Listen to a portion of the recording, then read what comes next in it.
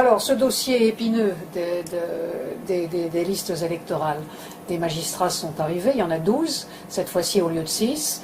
Ils ont rendu déjà une première décision le 3 mars, hier. Ils n'acceptent pas les radiations. Où est-ce qu'on en est? Mais, pour vous, c'est le droit, rien que le droit. C'est ça. Nous, depuis le départ, on est dans une stratégie qui ne vise pas à une escalade. Vous voyez, au habitant, il dit on en radie 6700. Pierre Frogier répond nous, on va faire radier des canaques des listes, puis on s'arrête tout dans ce jeu un peu bête et dangereux, à force d'être bête. Nous, on dit non. Il y a un accord, l'accord de Nouméa, il y a son esprit, il y a sa lettre, il y a la loi, et puis enfin, il y a la jurisprudence. Appliquons ce socle juridique, cet esprit politique. Et en l'appliquant, on verra bien qu'au total, sur les 6700 radiations, il ne se passera rien. En l'espèce, c'est ce qui est en train de se passer. Pourquoi? Pour plusieurs raisons. La première raison, c'est que le Premier ministre a clairement indiqué la voie, et il ne l'a pas fait à la presse ou à notre élu. Il l'a fait devant la représentation nationale. Il l'a fait en répondant à la question de Sonia Lagarde à l'Assemblée nationale, ce qui donne bien sûr un poids particulier à la réponse qu'il a effectuée. Et cette réponse, elle est conforme aux souhaits exprimés depuis l'origine par Calédonie Ensemble, c'est-à-dire c'est pas parce qu'on n'est pas inscrit sur la liste électorale de 98 qu'on n'avait pas vocation à pouvoir voter aux élections provinciales et à participer à ce corps électoral spécial. Cette intervention de Jean-Marc Ayrault à l'Assemblée, et certains l'ont analysé comme un désaveu du ministre des Outre-mer, et puisqu'il a renouvelé sa confiance au commissaire. Et il a renouvelé sa confiance aussi au ministre de l'Outre-mer, en disant, monsieur le ministre, nous soutenons tous le haut commissaire comme l'ensemble du gouvernement. Donc non, je crois qu'il pouvait y avoir plusieurs... Il n'y a pas eu un couac là entre Nouméa et Paris, vous savez, le haut commissaire rit un peu jaune quand même. On a déjà des difficultés à analyser les couacs locaux, donc les couacs au sein du gouvernement, c'est un exercice auquel on ne va pas se plier. Entre Nouméa et Paris. Ce qui est important, c'est qu'il y a une ligne qui a été définie par le Premier ministre, que la confiance a été renouvelée... Qu'est-ce qu'il vous a dit? Vous l'avez rencontré personnellement. Oui. Alors, qu'est-ce qu'il vous a dit? Il m'a dit plusieurs choses. Il m'a dit la première chose, c'est que le haut-commissaire, il l'avait reçu avant même sa prise de fonction. C'est pas par hasard, quand un préfet rentre en fonction, c'est pas pour autant qu'il est reçu par le Premier ministre, qu'il y a quand même un certain nombre de choses à faire. Et il a dit, je l'ai reçu avant parce que j'attache de l'importance au dossier calédonien et parce que je souhaite mettre mes pas dans les traces de Rocard et de Jospin.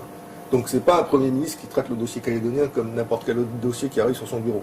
C'est un Premier ministre qui, depuis l'origine, a un œil attentif sur ce dossier. D'autant plus attentif qu'il a pris le temps nécessaire pour venir chez nous. Et pour faire un point de situation avec l'ensemble des acteurs.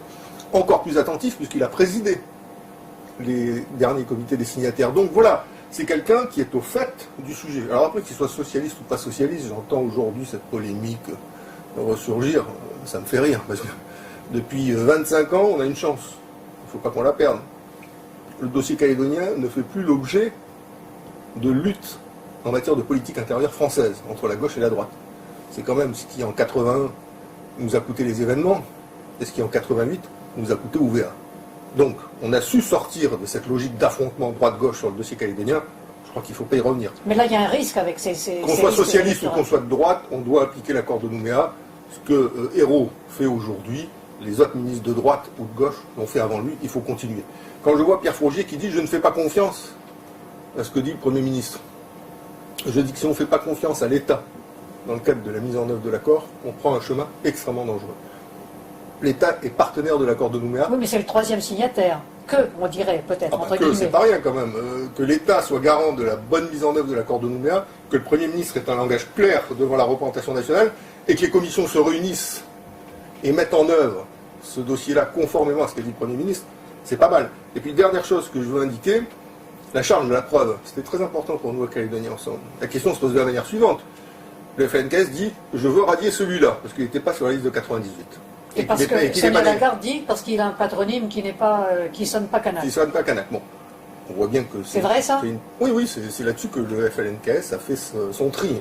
Tu n'es pas né ici, tu as un patronyme qui n'a pas de consonance locale, tu n'es pas sur la liste de 98, on demande ta radiation. Et donc la question c'était, à qui incombe la charge de la preuve? C'est-à-dire, en clair, est-ce que le magistrat reçoit la demande de radiation du FLNKS et va solliciter la personne dont on demande la radiation pour lui dire « apportez-moi la preuve que vous avez été justement inscrite sur la liste électorale », ou est-ce que le magistrat dit « non, vos preuves ne sont pas suffisantes, il faut d'autres preuves, si vous voulez, qu'on obtienne la radiation ». En clair, la charge de la preuve incombe toujours au FLNKS. Et c'est bien la position qui semble être prise par la quasi-totalité des commissions, c'est que la charge de la preuve appartient au FLNKS et que les preuves qu'il apporte ne sont pas suffisantes pour organiser la radiation des 6700 personnes demandées. Donc c'est plutôt sain pour notre démocratie et pour notre état de droit. Dernière chose, si vous permettez, Marie-France Cubada, on ne peut pas répondre à un acte raciste en le condamnant par un autre acte raciste. Enfin, en clair, quand on dit ou à mi-temps, en demandant la radiation des 6700, c'est un acte raciste sur une démarche juridique infondée, on ne peut pas, comme le fait Pierre Frogier et d'autres, dire nous on va demander la radiation des Kanaks sur la base d'une même stratégie juridique infondée. Donc, je crois que c'est pas sain pour notre démocratie, c'est pas sain pour l'état de droit, c'est pas sain pour le destin commun. Appliquons ce qu'a dit le Premier ministre, la jurisprudence, l'esprit et la lettre de l'accord, et je crois que tout le monde s'en portera beaucoup mieux avec le psychodrame. Nous sommes en train de vivre, on pourra s'estomper tranquillement.